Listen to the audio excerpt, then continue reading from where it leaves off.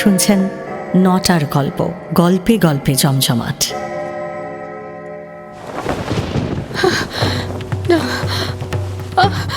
আপনার দুটি পায়ে পড়ি, আমাকে ফিরিয়ে দিন,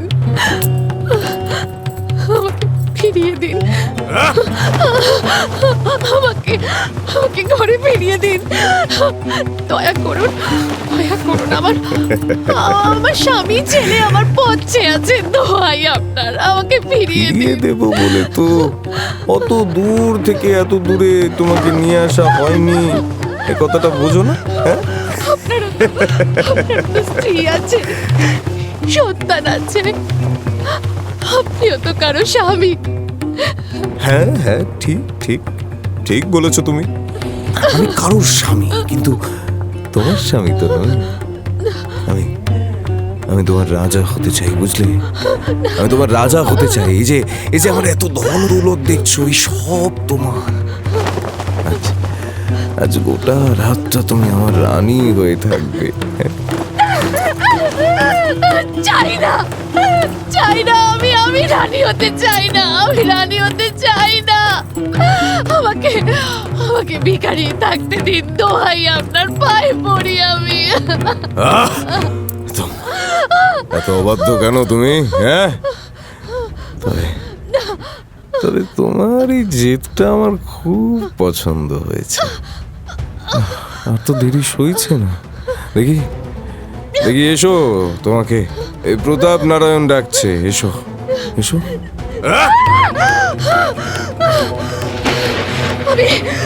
আমি অভিশাপ দিচ্ছি,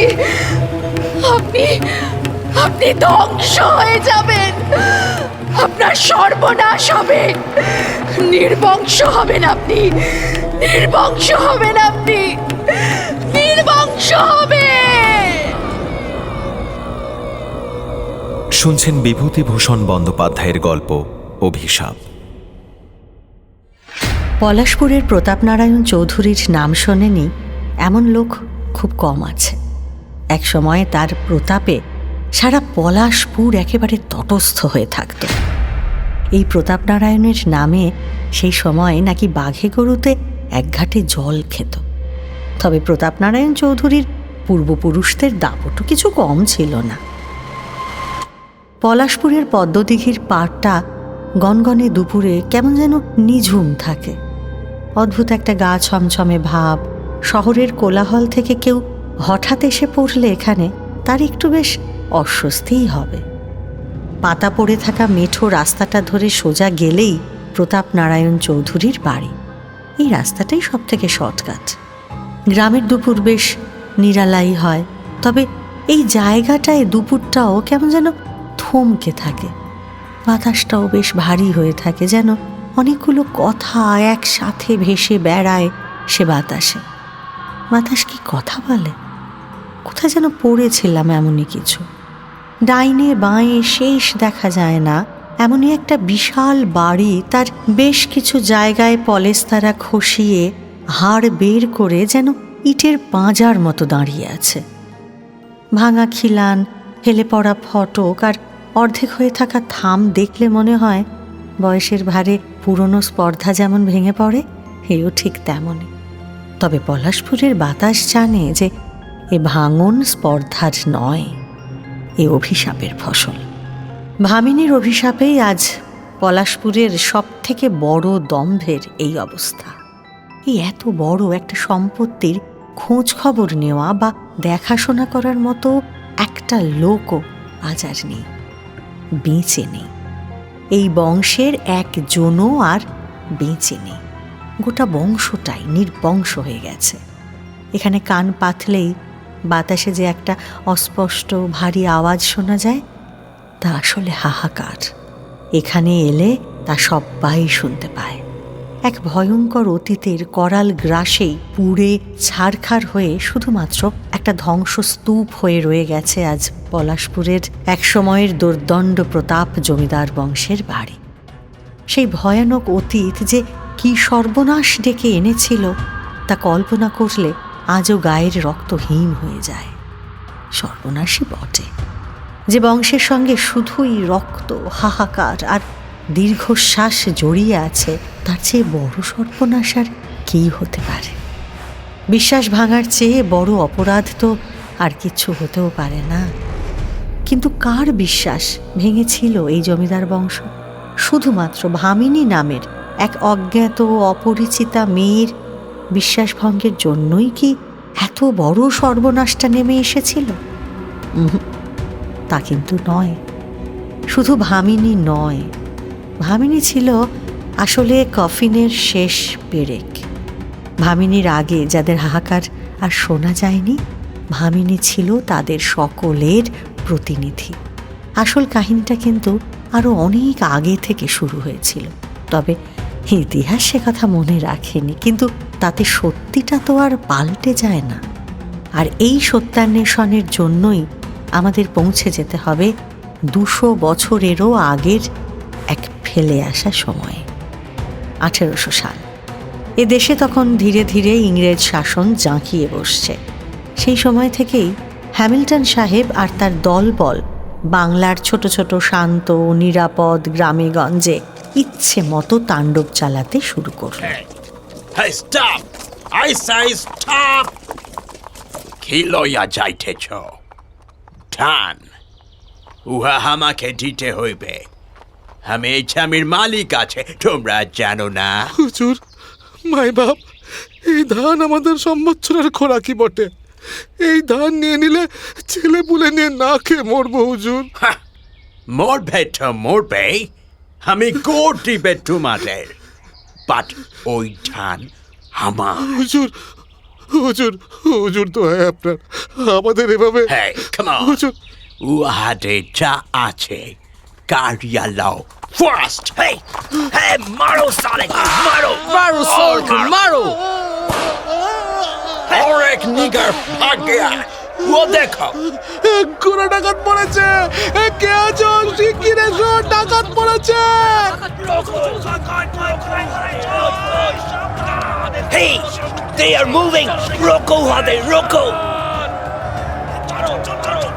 Run, run. উহাদের সঙ্গে আমরা টিম আনবি পাইবে না। চলো, চলো, পালাও। ঘোড়ায় চড়ে ঊর্ধ্বশ্বাসে ছুটতে ছুটতে পলাশপুরের এই জমিতে এসে পড়ল হ্যামিল্টন সাহেব আর তার 2 সেপাই। কৃষকের দল তখন তাদের পিছনে উন্মত্তের মতো ধেয়ে আসছে। পদ্মদিঘির পাশে এই মাঠেই সাহেবের পথ আটকে দাঁড়ালো বছর 24-এর এক সুঠাম যুবক। পালোয়ানের মতো শরীর তার, হাতে লাঠি, সারা শরীর দিয়ে তেল গড়াচ্ছে, গলার শিরা ফুলে উঠেছে, মাথায় তার লাল ফেটটি। বলল, ভয় পেও না সাহেব, আমাকে বন্ধু ভাবতে পারো। কি হয়েছে, এভাবে পালাচ্ছ কেন? Save me, please. উহারা আমাদের মারিয়া ফেলিবে। তুমি সরে দাঁড়াও সাহেব, আমি ধৈর্যটি লেঠেল। আমার সঙ্গে পারবে এমন মানুষ এখনো জন্মায়নি। লাঠির এক ঘায়ে ওদের ঠান্ডা করে দেব। বল্লম সড়কি নিয়ে যে দলটা এতক্ষণ উন্মাদের মতো ধেয়ে আসছিল, ধৈর্যটিকে দেখে তারা আচমকা দাঁড়িয়ে পড়ল। এবার আয় আয় আয় না। গোটা দলটা সত্যি আর এগোলো না। ভেঙে ওই সাহস করে যে কয়েকজন এলো, ধূর্যটির লাঠি খেয়ে তারা কোনো ক্রমে প্রাণ নিয়ে পালিয়ে গেল। বেশ কিছুক্ষণ পর গোটা এলাকাটা যখন ফাঁকা হলো, তখন গাছের আড়াল থেকে হ্যামিল্টন সাহেব আর তার 2 সঙ্গী বেরিয়ে এলো। ধৈর্যটির হাত ধরে সেই সাহেব এবার বলল, तुम बहुत अच्छे और ठाकदार আছো বাবু। আমার তোমাকে বেশ পছন্দ হয়েছে। এই ভিলেজ, এ ল্যান্ড সব আমি তোমার নামে লেখাপড়া করে দিবে। হে জমির মালিক তুমি হবে, তুমি। হ্যাঁ, আপনার এই পুরস্কার আমি মাথায় করে নিলাম সাহেব। এরপরেই পলাশপুরের জমিদারির পত্তন হলো, আর এর আদি পুরুষ হলেন ধূর্যটি নারায়ণ চৌধুরী। তবে এই জমিদারির যা কিছু রমরমা সবই তাঁর নাতি বিজয় নারায়ণের আমলেই হয়েছে। সেটা ছিল সিপাহী বিদ্রোহের সময়। 1857 সালে সিপাহী বিদ্রোহের আগুনে তখন সারা দেশ পুড়ছে। সেই সময় ব্যারাকপুরে আছেন বিজয়নারায়ণ। বিদ্রোহী সিপাহীদের হাত থেকে ক্যাপ্টেন লরেন্সকে সপরিবারে প্রাণে বাঁচতে সাহায্য করেছিলেন তিনি। তারই পুরস্কার স্বরূপ নিজের তরোয়ালখানা উপহার দিয়েছিলেন লরেন্স সাহেব তাঁকে। সেই তরোয়ালটাই চৌধুরী বংশের সম্মান হিসেবে তাদের বাড়ির বিরাট বৈঠকখানায় টাঙানো ছিল। শিশু বয়সেই ছেলে প্রতাপ নারায়ণের হাতে সেই তরোয়ালটা ধরিয়ে দিয়েছিলেন বিজয়নারায়ণ। ছোট থেকেই প্রতাপের প্রতাপ তাই ক্রমশ বেড়েই চলল। অরঙ্গজেবের সময়েই মোগল সাম্রাজ্যের যেমন চরম উন্নতি ঘটেছিল, তেমনি তার সময়েই সেই সাম্রাজ্যের পতনেরও শুরু। চৌধুরী বংশের ক্ষেত্রেও ইতিহাস তার পুনরাবৃত্তি করতে ভুলল না। প্রতাপ নারায়ণের ঘটনাটাও ঠিক তেমনই ঘটল। বীরত্ব তো বটেই, সেই সঙ্গে তার আরও একটা গুণের কথা বলতেই হয়। তার মতো করে মামলা মোকদ্দমা বোঝার লোক খুব কম ছিল সে সময়। লেখাপড়া না জানলেও আইনের কাজে কিন্তু তুখোড় ছিলেন তিনি। আরও একটা বড় ভয়ানক সত্য আছে এই প্রতাপ নারায়ণের, যার ফলে প্রতাপের কপালে পাকাপাকিভাবে ঘনিয়ে এসেছিল এক ভয়ঙ্কর অভিশাপ। সে সত্য হল, মদ আর নারী ছাড়া কিচ্ছু বুঝতেন না এই প্রতাপ নারায়ণ। ক্ষীরোদ সুন্দরীর সঙ্গে তার বিয়ে হলেও স্ত্রীর বালবিধবা বোন আভাময়ীকে ভালোবাসতেন প্রতাপ। আভা, আমার আভা, কোথায় গেলে তুমি? তোমার জন্যে এই নাচ ঘরে কখন থেকে বসে আছি আমি। এই কে আছিস? আগে আগে হুজুর হুকুম করুন। নায়েব, তোমায় বলেছিলাম না 3 ডহরি গায়ে একটা পালকি পাঠাতে? হ্যাঁ, আভাময়ী আসবে কি করে?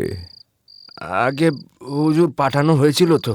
তাহলে তাহলে এখনো সে এলো না কেন? হ্যাঁ, কি হলো? আরে উত্তর দাও, এলো না কেন? আগে আগে হুজুর, গ্রামের লোকের নানা অকথা কুকথায় অতিষ্ঠ হয়ে একেবারে। কি?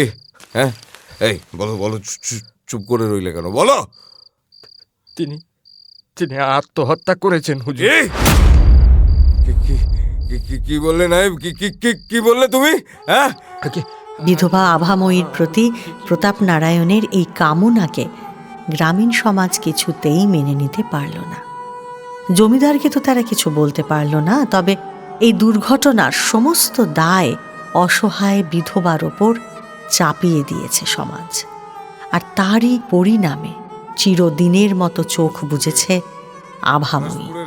এই কথা শোনার সঙ্গে সঙ্গে প্রতাপ নারায়ণের মাথায় একেবারে আগুন জ্বলে উঠল। এবার টের পাবে পলাশপুরের এত সাহস। হ্যাঁ, এবার টের পাবে কার সঙ্গে লড়তে নেমেছে ওরা।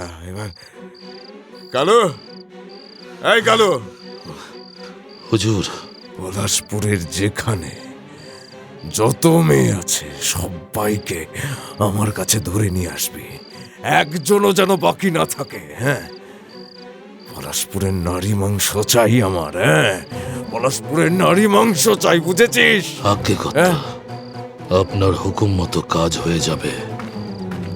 আভাময়ীর মৃত্যুর পর থেকে স্ত্রী ক্ষীরোদ সুন্দরীর সঙ্গে প্রতাপ নারায়ণের আর কোনো সম্পর্ক রইল না। স্বামীর সামনে আসতে ভয় পেতেন তিনি। ছোট্ট সূর্যনারায়ণকে বুকে আঁকড়ে জমিদার বাড়ির ভেতর মহলেই থাকেন তিনি, আর প্রতাপ পড়ে থাকেন নাচঘরে। তার নেশার যোগান দেয় কালু, প্রতাপ নারায়ণের ডান হাত। সে এক চোখ কানা হলে কি হবে, কালুর চোখ ফাঁকি দেওয়ার উপায় নেই কারো। বাঘের থেকেও ক্ষিপ্র, শিয়ালের থেকেও ধূর্ত সে। সারা দিন পাখি মারা বন্দুক কাঁধে নিয়ে পথে পথে পাখি মেরে বেড়ান প্রতাপ নারায়ণ, আর তার সঙ্গে থাকে এই কালু সর্দার। সেই সময়ে গৃহস্থের বউ মেয়েরা কেউ রাস্তায় বেরোতে পারে না। প্রাণ এবং মান হাতে করে ঘরের ভেতর লুকিয়ে থাকে তারা। প্রতাপ নারায়ণের বিখ্যাত লেঠেল বাহিনীকে ভয় পায় না এমন কেউ পলাশপুরে নেই। ইংরেজ শাসনের আইন এমনিতেই দুর্বল, তার উপর পলাশপুরের জমিদারির ওপর ব্রিটিশ শাসকরা বরাবরই বেশ সদয়, সুতরাং প্রতাপ নারায়ণকে শাসন করে দুনিয়ায় এমন কেউ রইল না। অবশ্য শেষ বিচার তো একজনেরই, ওই সকলের মাথার উপর যিনি থাকেন, শেষ কথা সেই তিনিই বলেন। এবারও বললেন। তবে তার আগে যা ঘটার তা ঘটে গেছে। সেই ভয়ঙ্কর রাতটা পলাশপুরে না এলেই বোধহয় ভালো হতো। সেদিন অবিশ্রান্ত ধারায় বৃষ্টি নেমেছে। পলাশপুরের আকাশ সকাল থেকেই অন্ধকার করে আছে। আজ আর বন্দুক কাঁধে নিয়ে বেরোনো হয়নি প্রতাপ নারায়ণেরও। ঘরে বসে বসে নিজের বন্দুকটা পরিষ্কার করছিলেন তিনি। এমন সময় কালু এসে দাঁড়ালো। কর্তাবাবু। কে? ও কালু, হ্যাঁ। আজ এই বাদলার দিনে কি একেবারে খালি হাতেই এলি নাকি? না কর্তা, আপনার হুকুম আমি ভুলিনি, আজও আছে, তাই তো আপনাকে খবর দিতে এসেছি। তুই বড় বিচক্ষণ। কত দূর থেকে নিয়ে এলি শুনি? তা প্রায় 7 ক্রোশ হবে। কেমন চলনসই তো? আজ্ঞে কর্তা, আপনার পছন্দ আমি জানি, একেবারে আপনার প্রসাদ পাবার উপযুক্ত। অনেক দূর থেকে এসেছে, বিশ্রাম করুক একটু। আজ্ঞে। বন্দুক পরিষ্কার করে আর জমিদারির দলিল দস্তাবেজের কাজ সেরে একটু রাতের দিকেই প্রমোদ ঘরে এসে দাঁড়ালেন প্রতাপ নারায়ণ।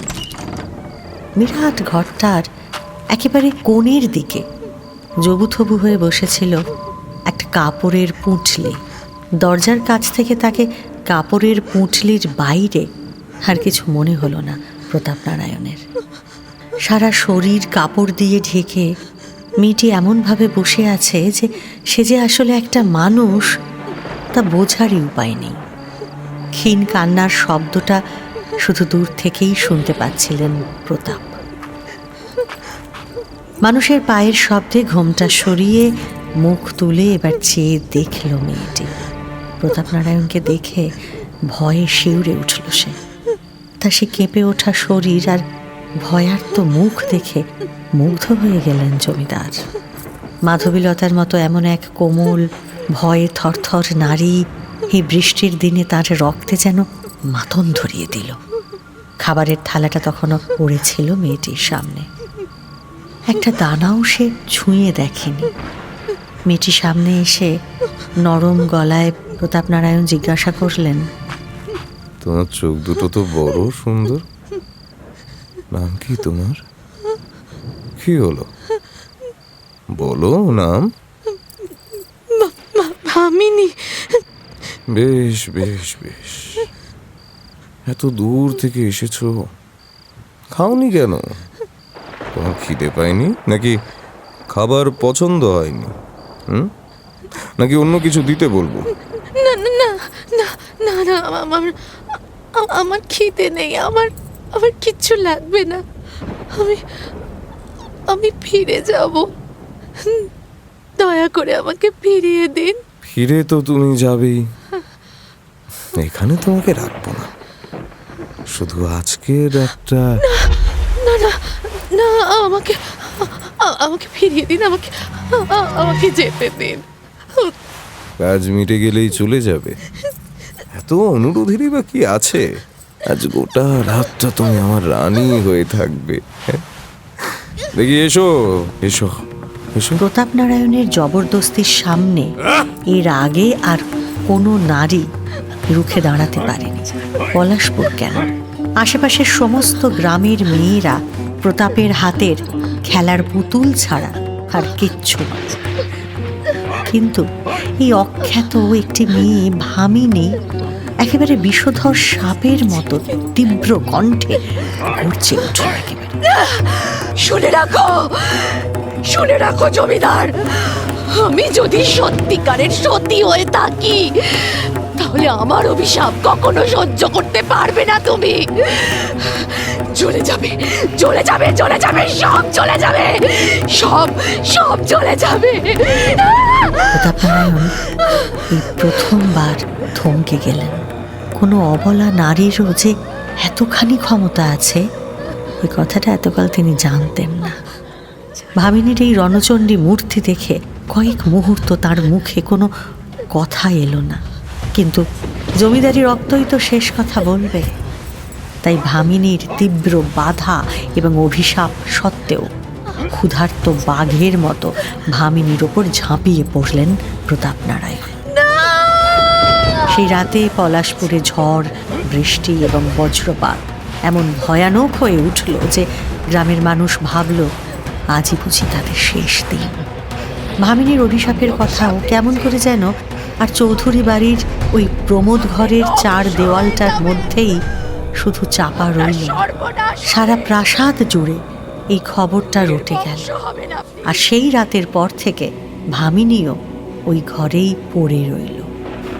গেল না সে, এক ফোঁটা জলও স্পর্শ করল না সে। দিন রাত শুধু দীর্ঘশ্বাস ফেলতে লাগল, আর তার দীর্ঘশ্বাসে ছড়িয়ে পড়তে থাকলো অভিশাপের বীজ। সেদিকে তাকিয়ে কেমন যেন ভয় পেয়ে গেলেন প্রতাপনারায়ণ। প্রাসাদ ছেড়ে বেরিয়ে গেলেন তিনি। সেই বিষাক্ত নিঃশ্বাস সহ্য করার ক্ষমতা তাঁর ছিল না। এই ভামিনী তাঁর শেষ শিকার। কালু, আমি বেশ কিছুদিনের জন্য শিকারে যাব, তুই সব বন্দোবস্ত করে দে। যে আজ্ঞে, সব হয়ে যাবে। নায়েবকে ডেকে দে, ওকেই এখন থেকে জমিদারির কাজ দেখাশোনা করতে হবে। আজ্ঞে বাবু। প্রতাপনারায়ণের প্রাসাদ ছেড়ে চলে যাবার খবর কর্ত্রী ক্ষীরোদ সুন্দরীর কানেও পৌঁছল। ভামিনীর অভিশাপের কথা তিনি শুনেছেন। অন্দরমহলের আড়ালে থেকে চোখের জল ফেলা ছাড়া তার আর কোনো পথ খোলা নেই। তবে স্বামীর মঙ্গল কামনায় মনে মনে তিনি আকুল হয়ে উঠলেন। জমিদার প্রতাপনারায়ণ বেরিয়ে যেতেই সন্তানকে বুকে নিয়ে সেই প্রমোদ ঘরে এসে দাঁড়ালেন ক্ষীরোদ সুন্দরী। জীবনে কোনো দিনও সে পাপের মাঝখানে আসেননি তিনি এর আগে। এই প্রথমবার সেই ঘরে ভামিনীর সামনে এসে হাত জোড় করে দাঁড়ালেন ক্ষীরোদ সুন্দরী। ভামিনী বোন, আমি জানি আমার স্বামী যা করেছেন তা ক্ষমারও অযোগ্য, কিন্তু আমি তো মা। এই দুধের শিশুর মুখ চেয়ে আমি ভিক্ষে চাইছি বোন, ভিক্ষে চাইছি। আপনি এই মহলের রানী? না না না, আমি কোনো রানী নই বোন, আমি কোনো রানী নই। আমি তোমার মতোই এক দুর্ভাগা নারী। তোমার মঙ্গল কামনায় মাথায় সিঁদুর পরি বলে এই ভিটে ছেড়ে চলে যেতে পারি না। মঙ্গল? আমি জানি বোন, আমি সব জানি। আমার স্বামীর পাপের সব কীর্তি আমি জানি, কিন্তু তাও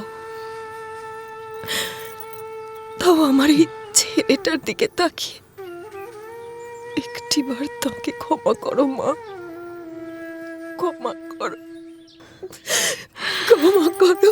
আপনি ক্ষমা চাইছেন ওই পাপীর জন্য? নরকের আগুনে পুড়ে ছারখার হবে ওই জমিদার। আমি ভিক্ষে চাইছি বোন, আমি ভিক্ষে চাইছি। যা ক্ষতি আমার হোক, আমার ওর আর এই বংশে যেন কোনো বিপদ না ঘটে। আমি যদি সত্যি হই তাহলে আমার কথা মিথ্যে হবে না। এই বংশের সর্বনাশ হবে, ভামিনী কেউ বাঁচবে না, কেউ না, কেউ না। অনাহারে, নির্জলা উপবাসে আর কান্নায় 3টে দিন কোনো রকমে কাটিয়ে ক্ষীরোদ সুন্দরীর সামনেই চিরতরে চোখ বুঝল সেই অভাগিনী নারী। কর্ত্রীর নির্দেশে সে বাড়ির কর্মচারীরাই ভামিনীর দেহ সৎকার করে এলো। চোখের জল মুছে নিজের মহলে ফিরে গেলেন ক্ষীরোদ সুন্দরীও। কোনো এক ঘোর অমঙ্গলের প্রতীক্ষায় তিনিও এরপর একরকম আহার নিদ্রা সব ভুলে গেলেন। সব সময় অজানা একটা আশঙ্কায় কেঁপে কেঁপে ওঠেন ক্ষীরোদসুন্দরী। এক এক করে সব যাবে এবার। সতী নারীর অভিশাপ কখনো মিথ্যে হয় না, কখনো না। এই ঘটনার 7 দিন পরে প্রতাপ নারায়ণ ফিরলেন বটে, তবে জীবিত নয়, মৃত। শিকারে বেরিয়ে গোখরোর বিষে প্রাণ গেছে তার।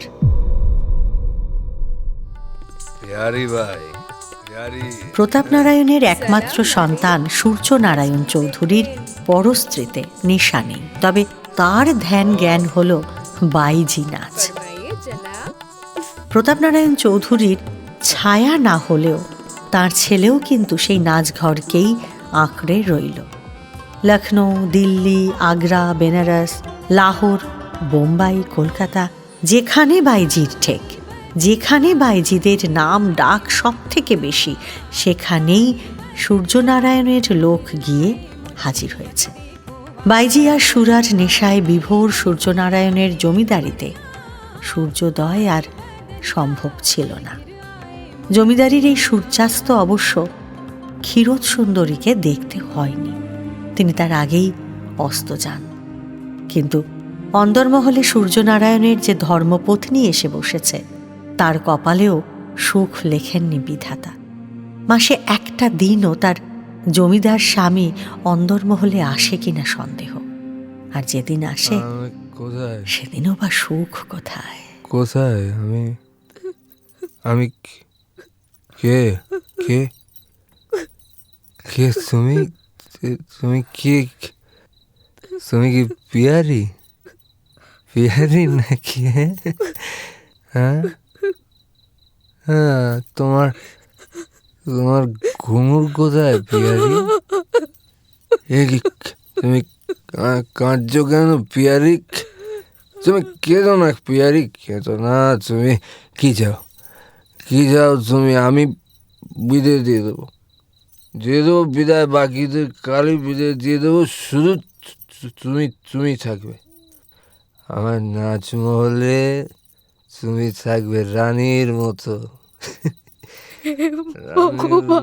থাকবে রানী রানী। ঘরের স্ত্রী আর বাইজির মধ্যে তফাৎ করতে পারেন না যিনি, আমাকে তার ঘরে কেন পাঠালে ঠাকুর? বাইজির নেশা আর দেশ ভ্রমণের টানে পৈতৃক জমিদারির প্রায় সর্বস্ব উড়িয়ে দিল সূর্যনারায়ণ। তারপর একমাত্র ছেলে শঙ্কর নারায়ণের কাঁধে বিরাট দেনার দায় চাপিয়ে বিসূচিকা রোগে অতি অকালেই একদিন চলে গেল সে। পলাশপুরের জমিদার বাড়িতে বংশ পরম্পরায় ভামিনীর অভিশাপের কাহিনীটা কানে কানে চলে এসেছিল। তাই হয়তো স্বামীর অকাল মৃত্যুতে সূর্যনারায়ণের স্ত্রী যন্ত্রণা পেলেও অবাক হয়নি। কিন্তু এবারের অন্দরমহল বোধ হয় মনে মনে নিজেকে তৈরি করে রাখে। তবে সূর্যনারায়ণের একমাত্র ছেলে শঙ্কর নারায়ণ কিন্তু এই বংশের একেবারে বিপরীত। নাচমহল, প্রমোদ ঘর, বিবি বিলাস, এইসব মহলের ধারও মারায় না সে। বাড়ির এই অংশটাকে একেবারে নরকের দরজার মতো ত্যায্য করে রেখেছে শঙ্কর নারায়ণ। এ বাড়ির কোনো জমিদার নিজে যা কোনো দিনও করেননি, শঙ্কর নারায়ণ সেই কাজই শুরু করেছে। নিজের হাতেই গৃহদেবতা লক্ষ্মী জনার্দনের পুজো করে সে। এমনকি শান্তি সস্তায়ন করে বংশের পাপ বিদায় করার চেষ্টাটাও প্রবলভাবে করে চলেছে শঙ্কর নারায়ণ।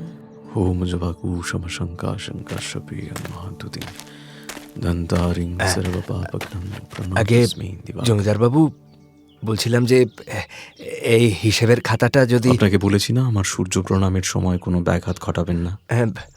কথাটা মনে থাকে না কেন নায়েব মশাই? আগে হুজুর, নিচে পাওনাদারদের লোক... আর কোনো কথা নয়, আমাকে মন দিয়ে পুজোটা করতে দিন। ঠিক আছে হুজুর, আমি বরং যাই। শঙ্কর নারায়ণ অত্যন্ত গম্ভীর প্রকৃতির মানুষ। সারা দিনে 2-4টে দরকারি কথা ছাড়া আর কোনো শব্দ তার মুখ থেকে শোনা যায় না। ছোট থেকে সম্পত্তি বলতে পৈতৃক বাড়িখানা আর কিছু গয়নাই শুধু পেয়েছে সে। সেই গয়না বিক্রি করেই পড়াশোনা করেছে শঙ্কর নারায়ণ। তবে ইংরেজি বা ফার্সি সে পড়েনি, পড়েছে সংস্কৃত। পুজো পাঠ আর দেবদেবীর ধ্যান মন্ত্র তার কণ্ঠস্থ। মাথা একেবারে কামানো, কোনো দিন দাড়ি গোঁফ রাখে না সে। রুদ্রাক্ষের মালা গলায় থাকে তার। গেরুয়া কাপড় পরে সারা দিন শুধু পুজো আর ধ্যান জপ করে শঙ্কর নারায়ণ। শোনা যায় একজন সন্ন্যাসী এসেছিলেন এই জমিদার বাড়িতে। শঙ্কর তখন অনেক ছোট। জমিদার সূর্যনারায়ণ তখন মারাত্মক বিসূচিকায় শেষ প্রহর গুনছেন। বম ভোলে, বম বম ভোলে। জমিদার বাড়ি থেকে কিছু ভিক্ষে মিলবে নাকি? হ্যাঁ হ্যাঁ সন্ন্যাসী ঠাকুর, অবশ্যই। এই নিন, ভিক্ষে নিয়ে যান। হ্যাঁ, এ কি এত বড় জমিদারি আর এইটুকু ভিক্ষে? এ কেমন বিচার তোমাদের? আগে আমরা কর্মচারী সন্ন্যাসী ঠাকুর, আমাদের ওপর যা হুকুম আছে তার চেয়ে বেশি কিছু আমরা দিতে পারবো না ঠাকুর। আচ্ছা, তা যিনি হুকুম দিয়েছেন তাকেই না হয় ডাক দাও। আচ্ছা। কি হয়েছে কি? হ্যাঁ, বাইরে এত গোলমাল কিসের? গোলমাল তো তোমরাই করে বসে আছো হে। হ্যাঁ, আমরা মৎস্যবে পয়সা ওড়াতে তোমাদের আটকায় না, আর সাধু সন্ন্যাসীকে ভিক্ষে দিতে গেলেই তোমাদের হাত কাঁপে, তাই না? কিছু মনে করবেন না ঠাকুর, কোন রাজবাড়ি থেকে এর চেয়ে বেশি ভিক্ষে পেয়েছেন আপনি একটু বলবেন? তার মানে তুমি আমাকে এখন হিসেব দিতে বলছো? হ্যাঁ বলছি। কিন্তু তোমাদের হিসেব যে ফুরিয়ে আসছে বাপু। হ্যাঁ, না রহেগা বাঁশ আর না বাজেগি বাঁশুরি। রাজা না থাকলে আর রাজবাড়ি বা কিসের? তখন কে হিসেব করবে? ভিক্ষে নিলেন না সেই সন্ন্যাসী। নিজের মনেই হাসতে হাসতে ফিরে চললেন। সন্ন্যাসী ঠাকুরের কথাটা জমিদার বাড়ির অন্দরমহলে রানীমার কানেও গিয়ে উঠল। একদিকে সূর্যনারায়ণ মরণাপন্ন, তার উপরে দরজার কাছ থেকে সন্ন্যাসী ফিরে যাচ্ছেন ভিক্ষা না নিয়ে। সন্ন্যাসীর কথাগুলো একেবারে আগুনের মতো রানীমার বুকের ওপর আছড়ে পড়ল। লোক পাঠিয়ে তাড়াতাড়ি সেই সন্ন্যাসী ঠাকুরকে ফিরিয়ে আনলেন রানীমা তার খাস পরিচারিকার সঙ্গে। সন্ন্যাসী এসে দাঁড়ালেন অন্তর্মহলের সামনে। রানীমা বললেন, প্রণাম নিন ঠাকুর। কল্যাণ হোক মা। আমি সব শুনতে পেয়েছি বাবা। ওরা আপনাকে যথাযোগ্য মর্যাদায় ভিক্ষে দিতে পারেনি, কিন্তু তাই বলে আপনি ফিরে যাবেন না বাবা। এই যে আমি আমি আপনাকে সাধ্যমতো ভিক্ষে দিচ্ছি ঠাকুর। এই বাড়িকে আপনি ক্ষমা করুন। আমি ক্ষমা করার কে মা? বিধাতা যে অনেক আগে থেকে এই বাড়ির নিয়তি লিখে রেখেছেন, আমি তার লেখাকে বদলাবো কি করে? মহাত্মারা পারেন না এমন কিছু আছে নাকি বাবা? আপনি আপনি ইচ্ছে করলে এই বাড়ির ভাগ্য বদলে দিতে পারেন। আমাদের দয়া করুন প্রভু, আমাদের উপর দুষ্ট হন বাবা, আমাদের উপর দুষ্ট হন। দেখো মা, সাধু কখনোই বিধাতাকে অতিক্রম করতে পারে না। তোমাদের সর্বনাশ তোমরা নিজেরাই টেনে এনেছ। এ বাড়িতে সতীলক্ষ্মীর অভিশাপ বর্তেছে, আর ভগবানও সেই অভিশাপকে কাটতে পারবেন না। তুমি এই কথাটা মাথায় রাখো মা। আমাকে দয়া করুন ঠাকুর, আমাকে দয়া করুন। আমার এই ছেলেটা, ও তো শিশু, ও তো কোনো দোষ করেনি। ওকে দয়া করুন। আমার স্বামী মরণাপন্ন, তাকে বাঁচিয়ে দিন ঠাকুর। অমন করে কেঁদো না মা। বাঁচিয়ে দিন। তোমাকে তো বলেছি বিধির ওপর আমার কোনো হাত নেই, তবে তোমার সাধু সেবার ফল ফলবে মা। তোমার ছেলেটা তার পূর্বপুরুষদের মতো এমন উচ্ছন্নে যাবে না। দেবদ্বিজে ভক্তি হবে তার, সংযত জীবনযাপন করবে সে। প্রভু, প্রভু, আমার স্বামী আর এই বংশের ভবিষ্যতের কথা একটিবার বলে যান ঠাকুর। মন শক্ত করো মা, ছেলেটাকে ঠিক করে মানুষ করো। জয় শিব শম্ভু। সন্ন্যাসী চলে গেলেন। তাঁর আশীর্বাদে এই বংশের শঙ্কর নারায়ণ সত্যিই এই বংশের চেনা পথে কখনো হাঁটেনি। ছোট থেকেই তার গাম্ভীর্য আর নীরবতা জমিদার বাড়ির সকলকে বেশ অবাক করেছিল। শঙ্করের মা জানতেন সেই সন্ন্যাসী ঠাকুরের আশীর্বাদেই তার ছেলের মধ্যে দৈবী স্বভাব জেগে উঠেছে। তার মনে একটা ক্ষীণ আশা জাগল। তার মনে হলো এবার তাহলে এই বংশ টিকে যাওয়ার কোনো না কোনো একটা উপায়ও নিশ্চয়ই বেরোবে। তবে স্বামী চলে যাওয়ার পরেই খুব বেশি দিন বাঁচেননি তিনি। নায়েব গোমস্তাদের হাতেই মানুষ হয়েছে শঙ্কর নারায়ণ। নিজের কোলে পিঠে করে শঙ্করকে মানুষ করলেও এ বাড়ির নায়েব কিন্তু ছোট থেকেই তাকে একটু বেশ ভয়ই পান।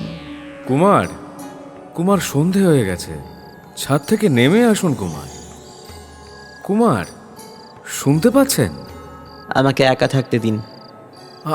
আচ্ছা আচ্ছা, বেশ বেশ বেশ। চৌধুরী বংশের এই ছেলেটি যে বাপ ঠাকুরদার মতো হয়নি এ কথাটা সবাই বোঝে, কিন্তু দেনার দায়টা তা বলে মকুব করে দেবে পাওনাদাররা তো এমন সাধু নয়। বংশ ডুবছে, সম্পদ তো আগেই গেছে, পড়ে আছে শুধু ভিটেখানা। একে একে দামি দামি সমস্ত রত্নই বিক্রি হয়ে গেছে, কিন্তু তাও দেনা মেটানো যায়নি। শঙ্কর নারায়ণের বৈষয়িক বুদ্ধি তেমন নেই, বিষয়ের মধ্যে খুব একটা থাকেও না। সে একবেলা শাক ভাত খেলেই তার চলে যায়, আর সারা দিন ঠাকুর ঘরের দরজা বন্ধ করে সে যে কি করে নায়েব মশাই তা জানেন না। বংশের রীতি মেনে কম বয়সেই কল্যাণীকে বিয়ে করেছে শঙ্কর।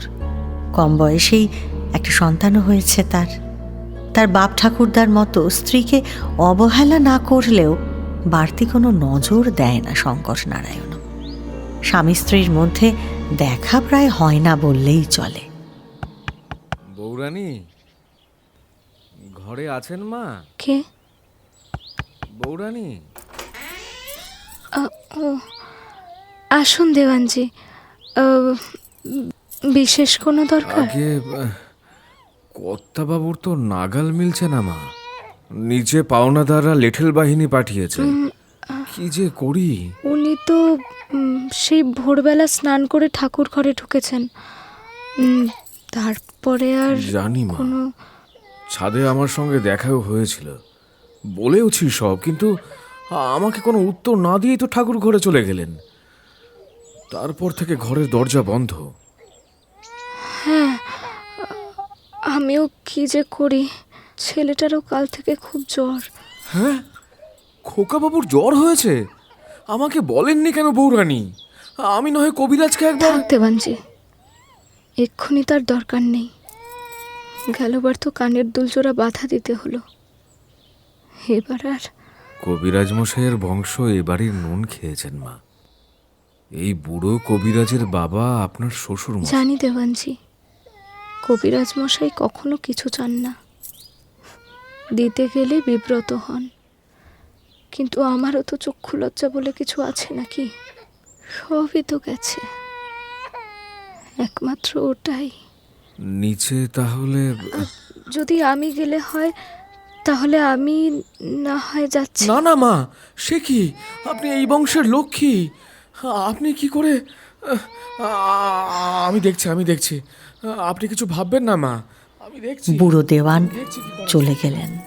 নিজের ঘরে ফিরে এসে ছেলেটার গায়ে হাত দিয়ে চুপ করে বসে রইল কল্যাণী। রাতের দিকে ছেলেটার জ্বর বাড়ল। বুড়ি দাসীকে দিয়ে স্বামীর কাছে খবর পাঠিয়েছিল সে। শঙ্কর নারায়ণ তখন ধ্যানে বসেছিল।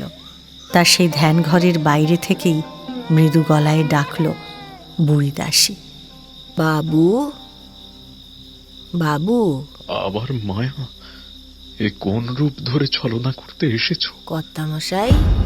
দাসীর ডাকে এমন অদ্ভুত চোখে তার দিকে তাকিয়েছিল শঙ্কর নারায়ণ যে বুড়ি দাসী কোনো মতে ছুটে পালিয়ে এসে হাউমাউ করে কেঁদে পড়েছে কল্যাণীর সামনে। রানীমা গো, এ কি সর্বনাশ হলো গো! আহ, কি হয়েছে কি? এমন হাউমাউ করছো কেন?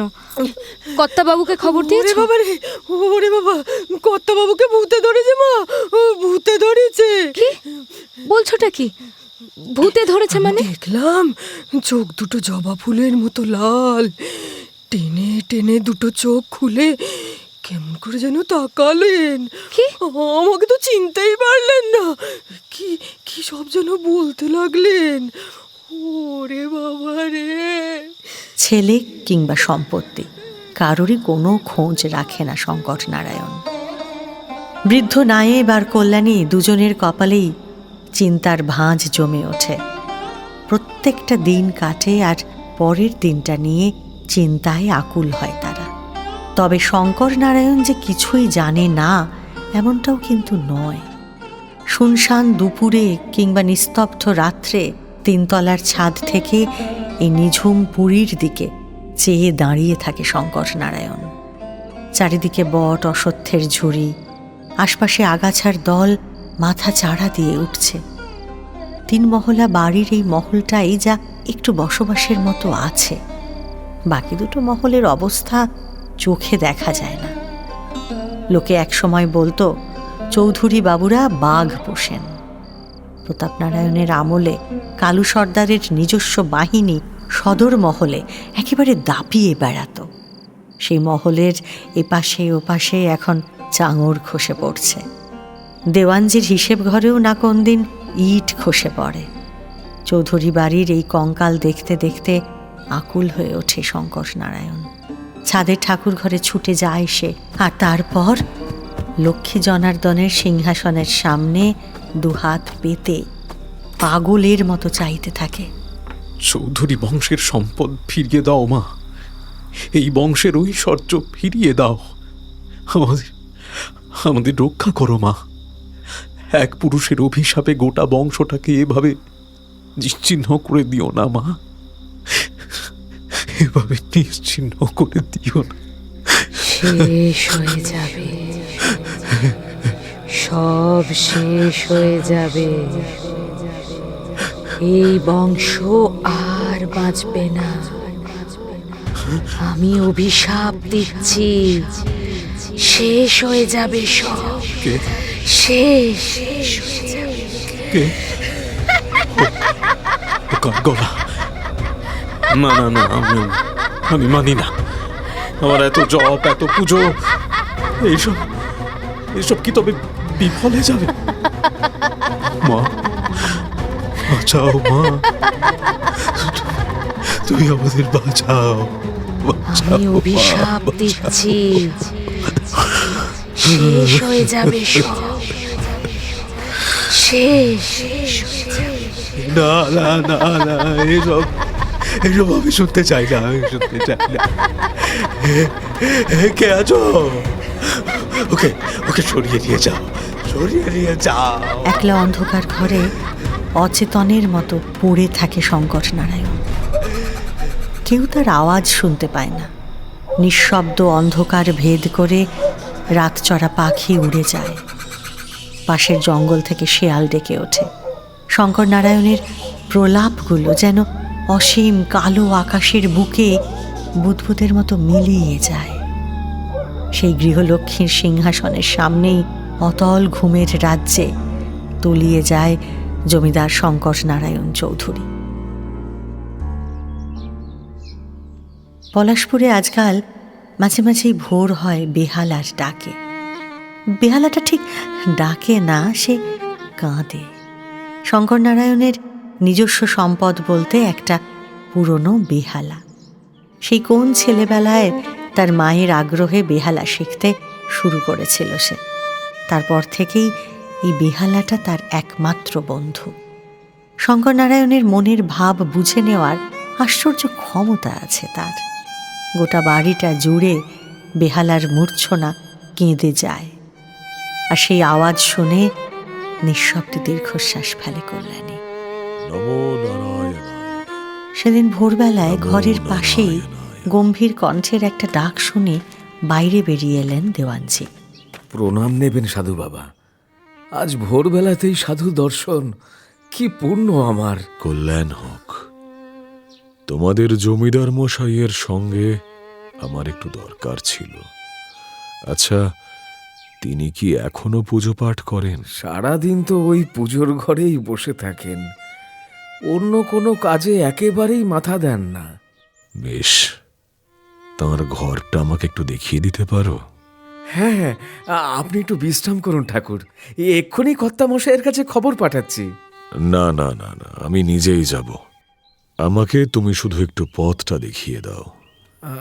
আচ্ছা বেশ, তবে আসুন ঠাকুর, এই যে চলুন, আমি আপনাকে নিয়ে যাচ্ছি।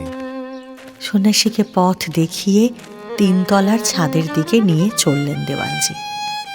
ওপর থেকে ভেসে আসছে বেহালার মূর্ছনা। ছাদে পৌঁছে ঠাকুরঘরটা দেখিয়ে দিয়ে নিঃশব্দে নেমে এলেন দেওয়ানজি। তবে চলে যাওয়ার পথে ভেঙে চুরে যাওয়া রানীমহলে কল্যাণীর ঘরের সামনে এসে তাকেও সবটা জানালেন দেওয়ানজি।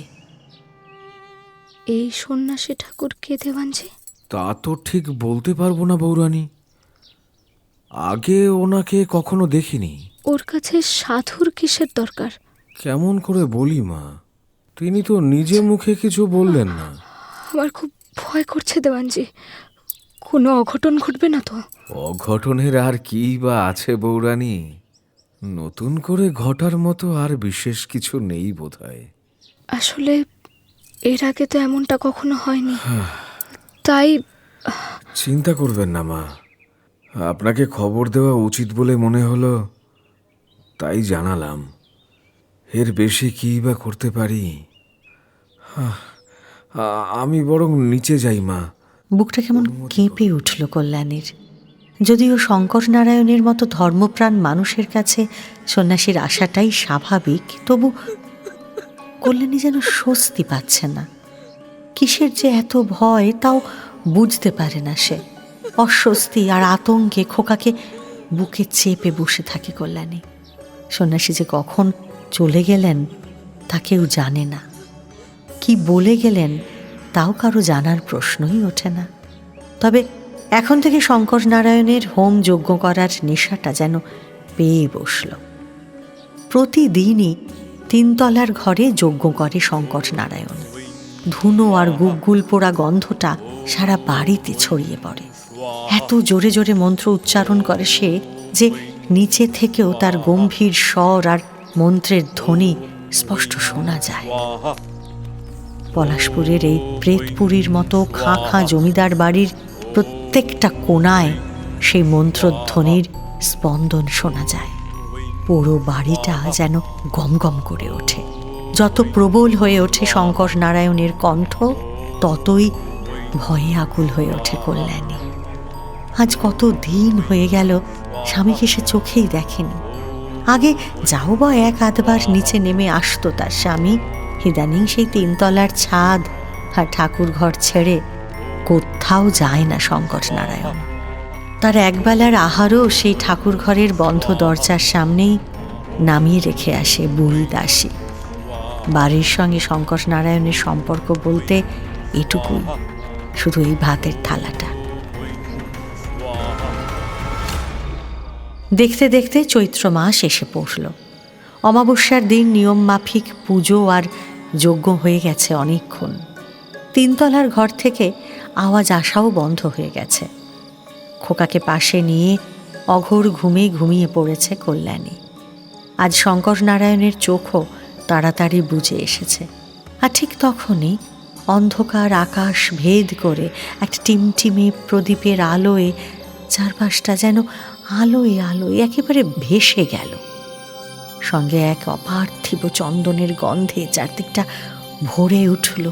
এত আলো, এই সুগন্ধ কোথা থেকে আসছে কিচ্ছু বুঝতে না পেরে অবাক হয়ে গেল শঙ্কর নারায়ণ। এত আলো কোথা থেকে আসছে? এত আলো, কে ওখানে? আমি, তোর গৃহলক্ষ্মী।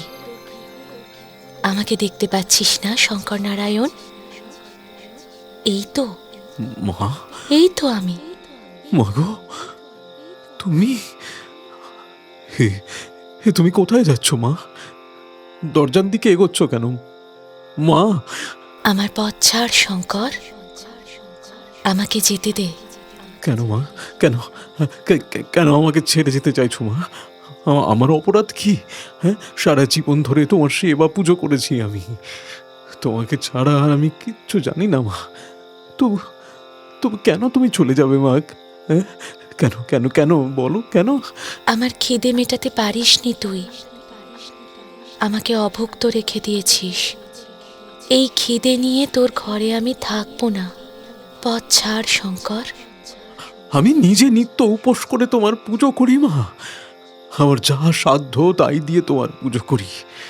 তোমাকে তোমাকে আমি অভুক্ত রাখি না মা। মা, তুই যা দিস তাতে আমার ভোগ হয় না। মা, এই পরিবারে এর আগে আমার এত অনাদর হয়নি। তুই আমার মর্যাদা জানিস না শঙ্কর, আমাকে যেতে দে। না মা, না না, তোমাকে তোমাকে কিছুতেই যেতে দেবো না মা। হ্যাঁ, তোমাকে আমি ভোগ দেবো মা। হ্যাঁ, আমি ভোগ দেবো। বলো বলো বলো বলো, কিসে তুষ্ট হবে মা? হ্যাঁ, তুমি কিসে তুষ্ট হবে বলো আমাকে, বলো বলো না মা, বলো বলো। আমি রক্ত চাই। রক্ত? পারবি পারবি আমাকে রক্ত দিতে? পারবি? পারবো মা, পারবো। কার রক্ত পেলে তুমি তুষ্ট হবে মা? বলো মা, বলো, কার রক্ত পেলে তুমি তুষ্ট হবে? তোর ছেলের। সমস্ত আলো এবার দপ করে নিভে গেল। আবার সেই অন্ধকার নেমে এলো। অপার্থিব চন্দন গন্ধটাও মিলিয়ে গেল। দেবী চলে গেলেন। ধর্মর করে ঘুম ভেঙে উঠে পড়ল শঙ্কর নারায়ণ। এ কি দেখল সে? এ কি শুনল সে? সে কি স্বপ্ন দেখছিল? এটা কি শুধুই স্বপ্ন? কিছুতেই না, এটা এটা এটা স্বপ্ন হতে পারে না। এই তো মাটিতে পদ্ম ফুল পড়ে আছে। এই পদ্মটা তো এখানে ছিল না। এটা তাহলে কোথা থেকে এলো? কি সন্ন্যাসীর সেই যজ্ঞের ফল? হ্যাঁ হ্যাঁ, ঠিক, দেবীকে জাগাতে শিখিয়ে গিয়েছিলেন এই সন্ন্যাসী। দেবী জেগেছেন, কিন্তু রক্ত বুঝতে পারে না শঙ্কর নারায়ণ। মাথায় হাত দিয়ে বসে পড়ল শঙ্কর নারায়ণ। এ কি চাইলেন দেবী? কিন্তু দেবীকে সে উপেক্ষাই বা করবে কি করে? তাহলে তো চৌধুরী বংশের লক্ষ্মী চিরতরে চলে যাবেন। চুপ করে ভাবতে লাগলো শঙ্কর নারায়ণ। সন্ন্যাসী তাকে সাবধান করে দিয়ে বলেছিলেন যে দেবী সত্যিই যদি জাগেন তাহলে সেই অভিঘাত সে সহ্য করতে পারবে তো? নিজের নিষ্ঠা আর বিশ্বাসের ওপর যথেষ্ট আস্থা আছে শঙ্কর নারায়ণের। বিন্দুমাত্র না ভেবে সে উত্তর দিয়েছিল যে চৌধুরী পরিবারের গৃহলক্ষ্মীকে জাগিয়ে তুলতে যা যা করা যায় তা সে করবে। এতে তার বিন্দুমাত্র হাত কাঁপবে না। তাহলে আজ সে এত ভাবছে কেন? আজ এ কোন পরীক্ষায় পড়ল সে? নিজের সমস্ত দ্বিধা দ্বন্দ্ব কাটিয়ে অবশেষে মনস্থির করে উঠে দাঁড়ালো শঙ্কর নারায়ণ। না না, চৌধুরী পরিবারের সম্মান আর সম্পদের থেকে আর কিছুই বড় হতে পারে না। কিচ্ছু না। মায়ের আদেশ আমাকে পালন করতেই হবে। হ্যাঁ, করতেই হবে। তিনতলার পুজোর ঘর থেকে বেরিয়ে এলো সে। নিঃশব্দে সিঁড়ি দিয়ে নেমে কল্যাণীর ঘরের দরজার সামনে এসে দাঁড়ালো সে। দরজা ভেজানোই ছিল। নিঃশব্দে দরজা খুলে বিছানার কাছে এগিয়ে গেল শঙ্কর নারায়ণ। বহুকাল পরে এই ঘরটায় এসে দাঁড়ালো সে। ঘরটা যেন একেবারে অচেনা হয়ে গেছে তার কাছে। ক্লান্ত শরীরে অঘরে ঘুমোচ্ছে কল্যাণী। তার বুকের পাশে শুয়ে খোকাও তলিয়ে আছে ঘুমে। ছেলেটাকে ঠিক করে কোনোদিন দেখেইনি শঙ্কর নারায়ণ। শিশুর মুখের দিকে কয়েক পলক তাকিয়ে রইল সে। কিন্তু না, মন দুর্বল হলে তো তার চলবে না, নির্দয় না হলে কর্তব্য পালন তো করা যায় না। ছেলেটাকে সাবধানে তুলে নিয়ে বুকে করে বাইরে চলে এলো সে। বাইরে তখন ঝড় উঠেছে, ঘন ঘন বিদ্যুৎ চমকাচ্ছে, শোঁ শোঁ করে হাওয়া বইছে, প্রকৃতিও এবার তাণ্ডব জুড়ল বুঝি। ছেলেটাকে বুকে করে নিয়ে সেই মন্দিরে এসে দাঁড়ালো শঙ্কর নারায়ণ। ঝড় বৃষ্টি আরো তীব্র হয়েছে এবার। আর কি দেরি করাটা ঠিক হবে? হবে না। ছেলেটা এখনো নিশ্চিন্তে ঘুমোচ্ছে। দেবীর পায়ের কাছে সাবধানে তাকে শুইয়ে রেখে অতর্কিতে সেই শেষতম অঞ্জলিটি দেবীর পায়ে নিবেদন করল পলাশপুরের জমিদার শঙ্কর নারায়ণ চৌধুরী। ঘর জুড়ে ছিটকে পড়ল রক্ত। শিশুটি কেঁদেছিল কিনা শুনতে পায়নি তার বাবা, কারণ বাইরে তখন প্রকৃতির দম ফাটা উল্লাস চলছে। নে মা, নে, এই নে মা, যা চেয়েছিলি তাই তোকে এনে দিলাম। এবার তুই তুষ্ট তো? হ্যাঁ, এবার তুষ্ট হ মা, তুষ্ট হ। যজ্ঞের বালি জড়ো করে সমস্ত ঘর থেকে রক্তের শেষতম দাগটাও মুছে ফেলল জমিদার। তারপর সে নিথর শিশুকে বুকে নিয়ে অন্ধকার সিঁড়ি দিয়ে নেমে গেল সে। ঝড় জলের তাণ্ডব ডিঙিয়ে জমিদার শঙ্কর নারায়ণ সেই এক রত্তি শরীরটাকে ভাসিয়ে দিল ভাগীরথীর বুকে।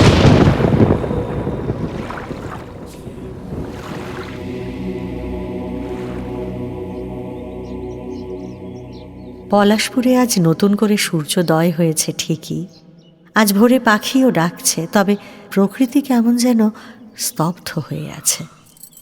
ঘুম চোখে হাত বাড়িয়ে খোকাকে খোঁজে কল্যাণী। খোকার খিদে পেয়েছে না?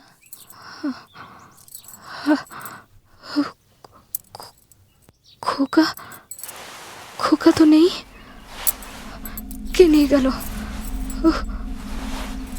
খোকা তো নেই। খোকা, খোকা, খোকা! কি হয়েছে রামা? কি হয়েছে? চেঁচাচ্ছেন আবার কি হয়েছে? দেখতে পাচ্ছি না কেন? কোথায় গেল সে? কে তাকে নিয়ে গেল? কোথায় গেল? কোথায় গেল? খোকাকে তো কোথাও দেখিনি আমি। শিগগিরি যাও। কল্যাণী আর তার দাসী মিলে সারা বাড়ি খুঁজে বেড়ালো। এরপর এমনকি বৃদ্ধ নায়েব মশাইও খুঁজতে শুরু করলেন, কিন্তু খোকা কোথাও নেই। আজ ধৈর্যের সব বাঁধ ভেঙে গেছে কল্যাণীর। পাগলিনীর মতো তিনতলা ঠাকুর ঘরে স্বামীর সামনে গিয়ে দাঁড়ালো সে। আমার খোকাকে কোথাও খুঁজে পাচ্ছি না।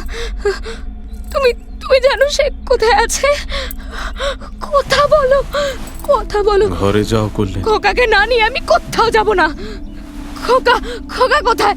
হ্যাঁ, খোকা কোথায়? চুপ করে রইল শঙ্কর নারায়ণ। একটা কথাও বলল না সে। কল্যাণীর মুখের দিকে চোখ তুলে দেখলও না। কল্যাণীর উদ্দাম ঝড়ের সামনে মাথা নিচু করে স্থির হয়ে বসে রইল সে। চৌধুরী বংশ বড় হবে, আবার সে হৃত গৌরব ফিরে পাবে, এই সান্ত্বনায় তার মুখে চোখে এখন উজ্জ্বল আভা ছড়িয়ে আছে। স্বামীর মুখের দিকে তাকিয়ে অবাক হয়ে গেল সন্তানহারা কল্যাণী। তার মুখ দিয়ে কোনো কথা বেরোলো না আর। ধীর পায়ে নিচে নিজের ঘরে চলে এলো সে। বুকের মধ্যে তার ভয়ঙ্কর তুফান উঠেছে। মনের সমস্ত সংযম মাথা কুটে মরতে চাইছে, কিন্তু সে যে জমিদার বাড়ির অন্তঃপুরবাসিনী, এই আবেগ তো তার মানায় না। হলোই বা ভাঙা ঘর, তবু দাস দাসীদের রানী মা সে। নিজেকে সামলে নিজের ঘরে এসে চুপ করে শুয়ে রইল কল্যাণী। তার আর কিছু বুঝতে বাকি নেই। সারাটা দিন সে খেলো না, উঠল না, কারো সঙ্গে একটা কথাও বলল না। নায়েব মশাই এসে ঘরের বাইরে দাঁড়ালেন। বৌরানী, এমন করে তো আর খোকাকে খুঁজে পাবেন না বৌরানী। আপনি উঠুন মা, আপনি উঠুন। আমি হাত জোর করে বলছি আপনি উঠুন। আজ নায়েব মশাইয়ের অনুরোধেও কোনো ফল হলো না। নিথর হয়ে শুয়ে রইল কল্যাণী। সারাটা দিন কেটে গেল। সন্ধে পেরিয়ে পলাশপুরে এবার রাত নামল। ভাঙা বাড়ির কোথাও আর কেউ নেই। যে কটা লোক টিম টিম করছে তারা যে কোথায় কেউ জানে না। পায়ে পায়ে নেমে এলো কল্যাণী। খোলা চুল উড়ছে তার, আঁচল লুটিয়ে পড়েছে। কেঁদে কেঁদে চোখে আর ঠিক করে দেখতেও পাচ্ছে না সে। নিঝুম পুরী থেকে জীবন্ত প্রেতের মতো নিঃশব্দে বেরিয়ে পড়ল কল্যাণী।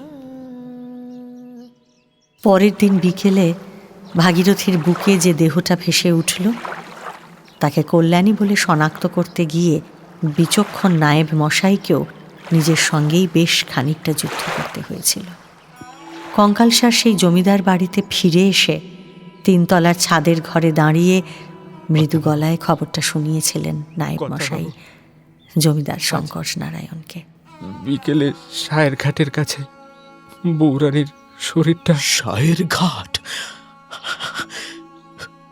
কল্যাণী,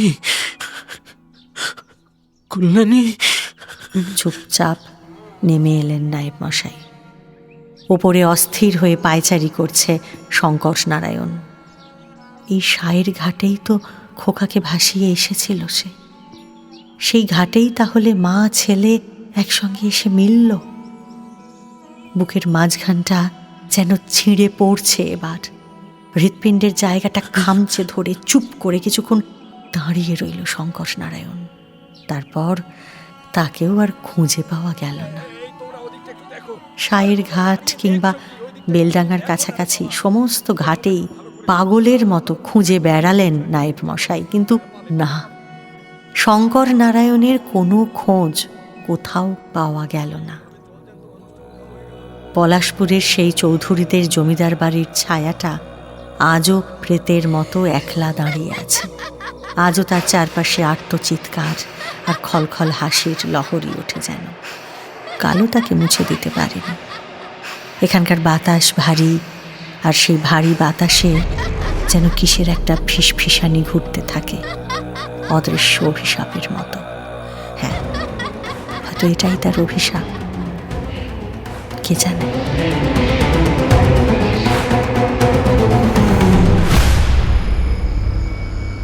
শুনলেন বিভূতিভূষণ বন্দ্যোপাধ্যায়ের গল্প অভিশাপ। আজকের প্রশ্ন, খোকার মায়ের নাম কি? গত সপ্তাহের ভাঙা ঘরের কাব্য গল্পের প্রশ্ন ছিল, কোন সিনেমা হলের টিকিট কেটেছিল সুমন্ত?